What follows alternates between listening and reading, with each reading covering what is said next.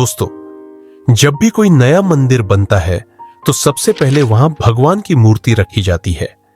लेकिन क्या कभी आपने सोचा है, सिर्फ मूर्ति रख देने से क्या भगवान उसमें आ जाते हैं?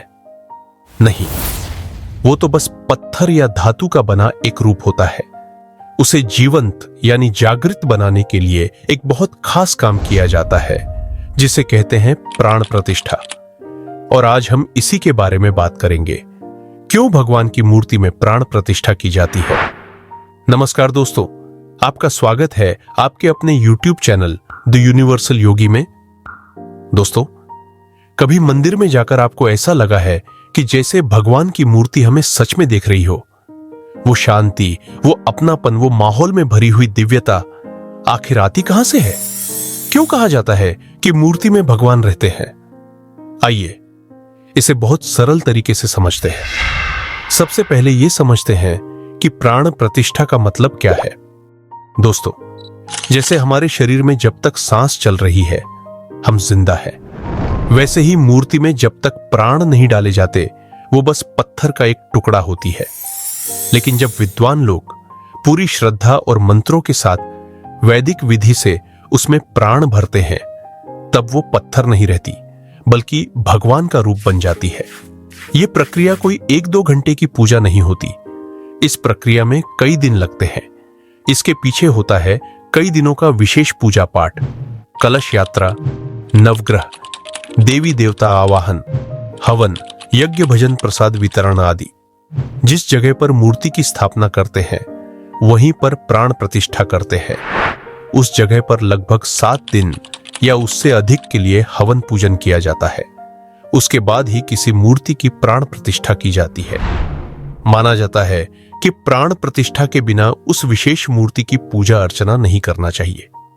मंत्रोच्चारण, हवन, यज्ञ, जलाधिवास, फलाधिवास, फूलाधिवास जैसी विधियां की जाती है। मूर्ति को 5, 7 या इससे अधिक पवित्र नदी में स्नान कराया जाता है। नए कपड़े पहनाए जाते हैं, चंदन और फूलों से सजाया जाता है और फिर मंत्र पढ़कर भगवान से प्रार्थना की जाती है, हे प्रभु, इस मूर्ति में आप आकर विराजिए, ताकि जब भी कोई भक्त आपको देखे उसे आपका साक्षात दर्शन हो। अब जरा इस बात को भावनात्मक रूप से समझिए। भगवान पत्थर में नहीं, हमारी भक्ति में रहते हैं। लेकिन भक्ति को भी एक जगह चाहिए, एक रूप चाहिए जहां हम अपने भाव, अपनी श्रद्धा चढ़ा सके। मूर्ति वही जगह बन जाती है। जब पुजारी मंत्र पढ़ता है तो वो सिर्फ शब्द नहीं होते, वो ऊर्जा होती है। उन मंत्रों की तरंगें मूर्ति में चेतना भर देती हैं और तभी कहा जाता है, अब इसमें भगवान बस गए हैं। इसलिए जब आप मंदिर में जाते हैं और भगवान के सामने खड़े होते हैं तो आपको लगता है जैसे वो सच में आपको देख रहे हैं, आपकी बात सुन रहे हैं, क्योंकि उस मूर्ति में अब केवल पत्थर नहीं, प्राण बस चुके होते हैं। अगर बिना प्राण प्रतिष्ठा के किसी मूर्ति की पूजा की जाए तो वो बस एक चीज होती है, एक सजावट की वस्तु। लेकिन जब उसमें प्राण प्रतिष्ठा होती है तो वो देवता का रूप बन जाती है। उसके दर्शन से मन को शांति मिलती है और जगह में एक अलग ही दिव्य माहौल बन जाता है। इसलिए कहा जाता है, जब किसी मूर्ति में प्राण प्रतिष्ठा होती है तो वो जगह साधारण नहीं रहती, वो मंदिर बन जाती है। फिर वहां हर पूजा, हर आरती, हर भोग सीधे उस चेतना तक पहुंचते हैं जिसे हमने वहां आमंत्रित किया है। तो अगली बार जब आप मंदिर जाइए और भगवान के आगे खड़े हों तो बस याद रखिए, आप किसी पत्थर के आगे नहीं खड़े, बल्कि उस जीवंत ऊर्जा के सामने खड़े हैं जिसे सैकड़ों मंत्रों और भक्तों की श्रद्धा से वहां जगाया गया है। और यही है प्राण प्रतिष्ठा का असली मतलब। पत्थर में प्राण डालना नहीं, बल्कि भक्ति में भगवान को उतारना। कई लोग कहते हैं, मूर्ति तो बस पत्थर की होती है, उसमें भगवान कहां रहते हैं?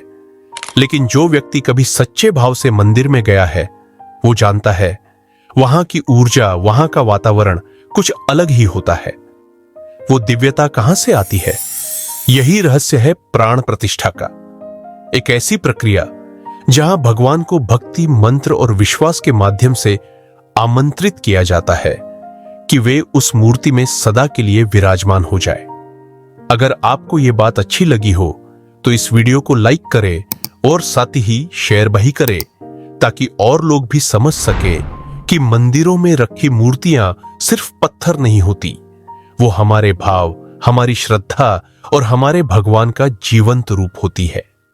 मिलते हैं अगले वीडियो में एक और आध्यात्मिक कहानी के साथ।